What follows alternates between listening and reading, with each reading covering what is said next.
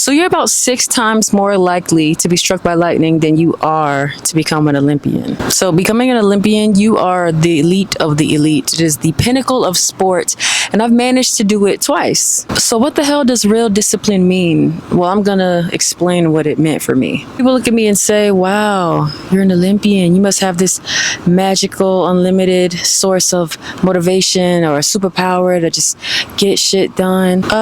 No. And I'm gonna tell you the truth. When I was training for the games, both games, there was no magical feeling. That shit was hard. But there were a few non-negotiables that I stuck to, and I'm gonna share it with you to hopefully help you get through whatever you're trying to accomplish. So for me, the first secret was whatever you're trying to accomplish, you have to treat it like a job, because it is. When I was at my absolute peak training for the Olympics, I woke up exhausted, sore, drained, mentally tired all the time. But you know what I did? I woke up and I went to practice anyway. Do you know why?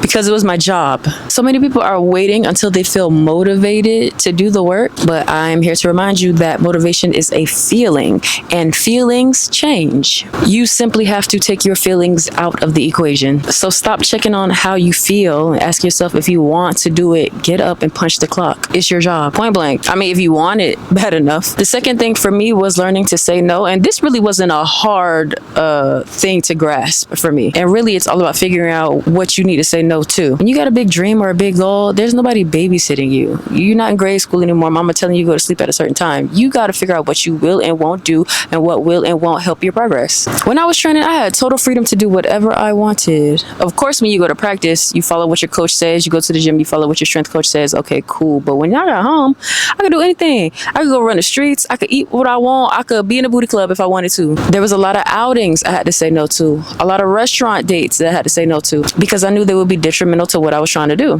There was parties I wanted to go to, trips I wanted to go on, and I had to say no. Why? Because I knew it would hurt my progress. And for me, I felt like real discipline wasn't someone telling you a set number of rules that you had to follow.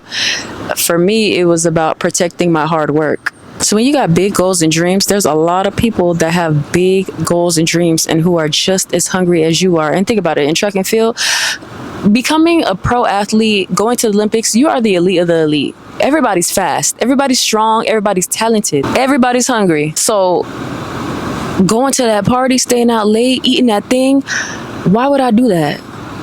I'm gonna be like, what's that boy from that video? Stupid. I'm not gonna let you get the chance. Why would I let you get the chance to have one up on me if I'm trying to accomplish this big goal or dream? Another one for me, and I feel like is slightly overlooked by people, was I would obsess over the tiny details. Like I said before, in my sport, track and field, everyone is fast.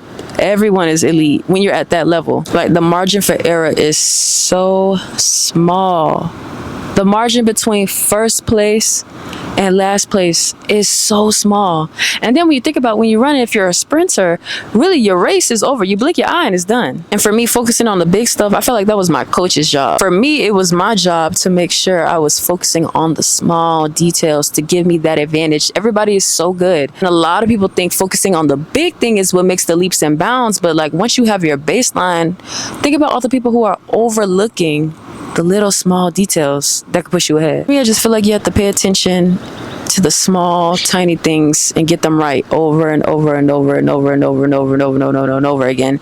And then eventually it adds up to something great. And I think the last one that I'm going to leave you with is, most people think that discipline is a daily battle. People look at it like every morning you wake up and fight this giant war in your head. Think about that. If you have to fight a battle or a war every single day, eventually you're gonna lose, right? For me, making it to the Olympics twice was, I made one decision one time. Before the season started, I decided I was going to do the work, and I was going to do it with all of me, regardless of the outcome. Because that decision was made, I didn't have to argue with myself waking up at 6 a.m.